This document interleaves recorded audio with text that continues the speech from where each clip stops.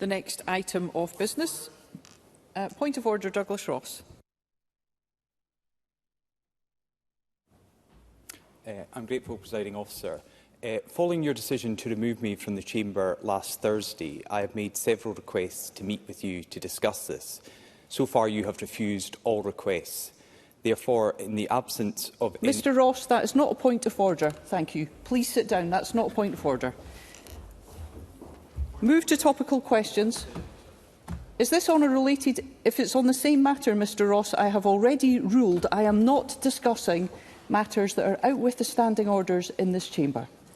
Thank you.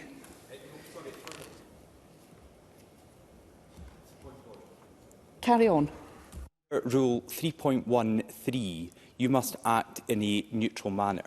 Mr Ross, please sit down. I have acted in a neutral manner. I have addressed the point of order on Thursday. I am not continuing to have a dialogue about when I am meeting you in the chamber.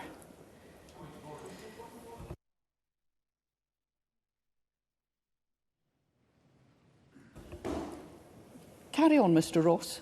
To be called by the Presiding Officer as stipulated in the standing orders.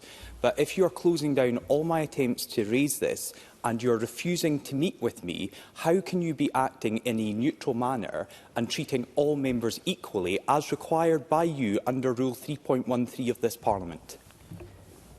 Mr Ross, as far as I am aware, I have not received a request to specifically meet with you, and with regards to the points that you are making, in this chair, I treat all members equally and I act in the interests of all members of this Parliament. We move to topical questions.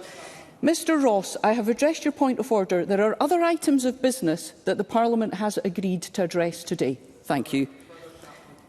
We are not having a series or a conversation. I am not addressing point of order after point of order. There is important business that the Parliament has voted to and agreed to attend to this afternoon. And it's very important that we do so. There are members from all parties who wish to take part in debates, who wish to put questions. Thank you. Thank you. We move to topical questions and I call Jackie Baillie. To ask the Scottish Government for what reason Scottish enterprises reportedly refused funding to Rolls-Royce submarines, resulting in the potential loss of jobs. Minister Richard Lochhead. The Scottish Government's long-standing policy is that neither the Government nor its agencies should use public money to support the manufacture of munitions. On that basis, Scottish Enterprise considered that the specific project they have been discussing with Malin for work on an attack submarine was unfortunately ineligible for potential funding. Scottish Enterprise did not receive a formal application for funding from Malin. Jackie Baillie.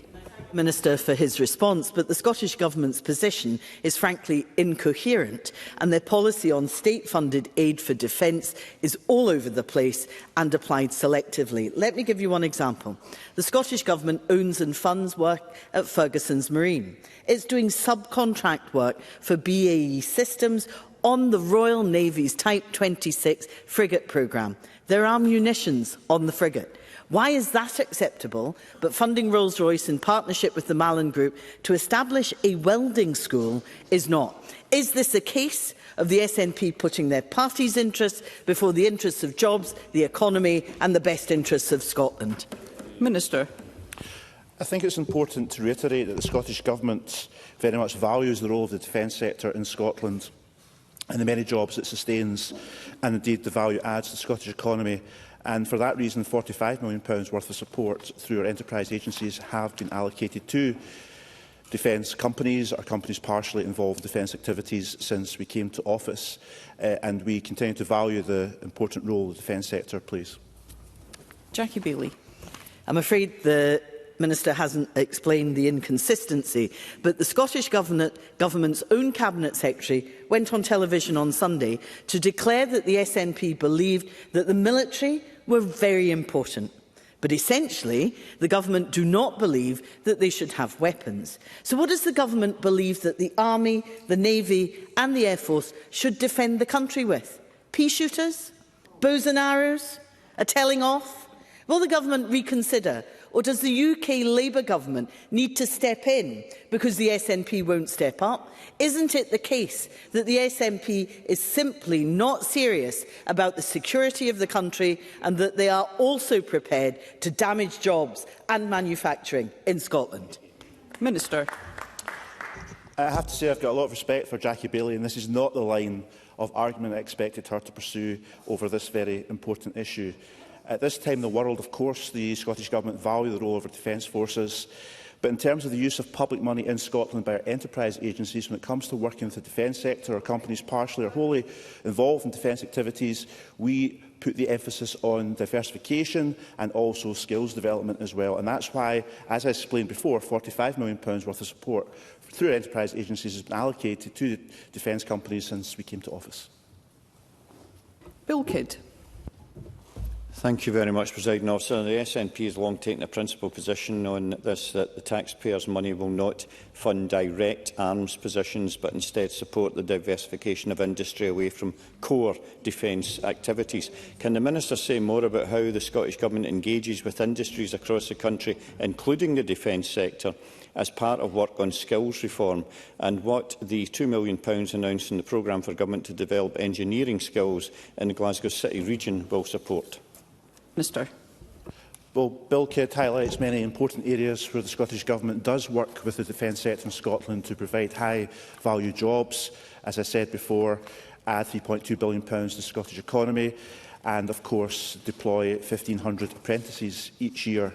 And indeed, hopefully that number will continue to be sustained in the years going forward, given the way things are going in the world at the moment.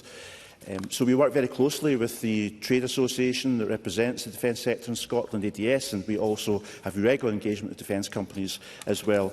Indeed, I note that the Deputy First Minister visited Malin Scottish Marine Technology Park at Clydebank last year as well, and we continue that good engagement with the defence sector. Stephen Kerr.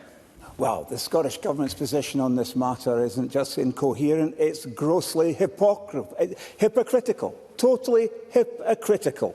Standing up, going on about how the Scottish Government is going to support the defence industry sector, and then undermining the sector, undermining high-value, high-skilled jobs for young people, undermining Scotland's contribution to the UK national defence. And ministers can't claim to have been caught off guard by this issue, because the First Minister, in reply to a letter to me, in a letter that he sent to me on the 1st of April, I hope there's no significance in the date, by the way, I'm beginning to think there is, he stated there would be a review of Scottish enterprise policy to ensure continued support for Scotland's defence sectors, and he said, quote, in an increasingly uncertain world. So I asked the Minister, did that review take place?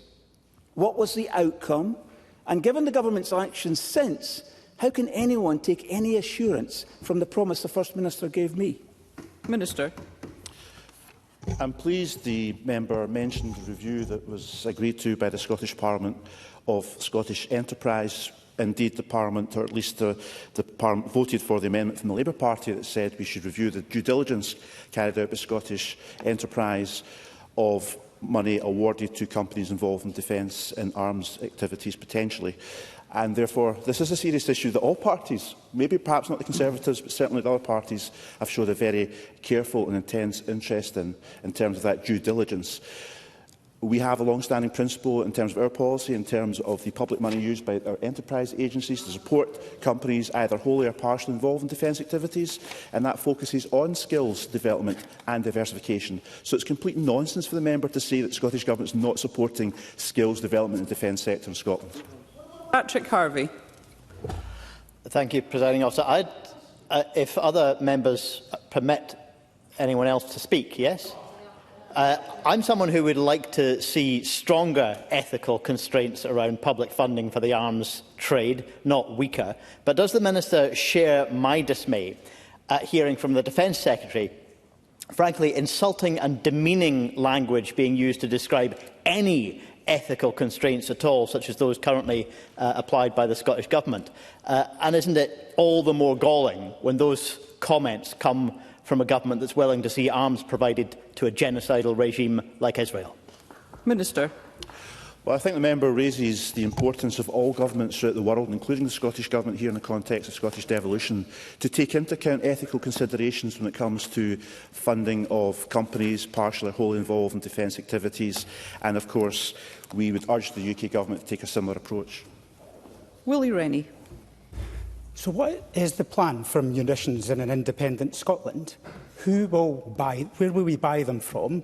Will we make them ourselves? And if it's not the taxpayer, who's going to fund them? These are serious questions that highlight the inconsistency in the SNP's approach. So will Scotland, an independent Scotland, have any munitions at all? Minister. Of course, an independent Scotland would have conventional defence forces. And of course, defence and defence spending is reserved to the UK Government. The member should perhaps be aware of that. In the context of our principles, we believe public money in Scotland, in terms of supporting the private sector, involved wholly or partially in defence activities. The focus should be on diversification and skills development. It should not be for the funding of munitions. Paul Sweeney.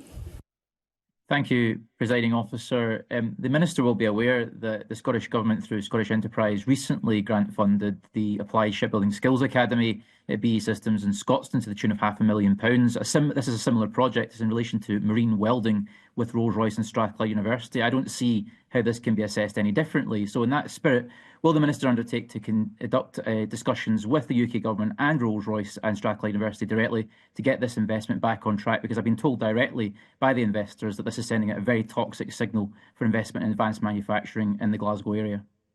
Minister.